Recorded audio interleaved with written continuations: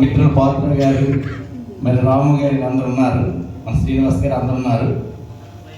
మరి 2000 సంవత్సరం నుంచి ఈ యాక్టివిటీస్ అనేది ఎలా చేస్తున్నామో, ఎలా రన్ అవుతున్నాయో అది ఆ భగవంతుడికే తెలుసు.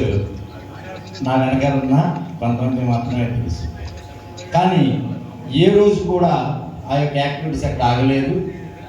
మరి ఆ రోజు సాయిరాం సేవా సమితి పేరు మీద యాక్టివిటీస్ చేసిన మేము దురదృష్టవశాత్తు మా పెద్ద అబ్బాయి ఎక్స్పైర్ అవ్వడం, సరే తన పేరున ఏదైనా మాకు ఈ యొక్క అభివృద్ధి కారణమైన మా పెద్ద అబ్బాయి యశ్వంత్ బాబు తను ఎప్పుడైతే మా నుంచి దూరం అయ్యాడో ఆ రోజు తన పేరు మీద ఏదైనా చేయాలి, తన పేరు మీద యాక్టివిటీస్ అనేది స్టార్ట్ చేయాలన్న ఆలోచనతో ఈ ఉపకార్ అనేది పుట్టింది.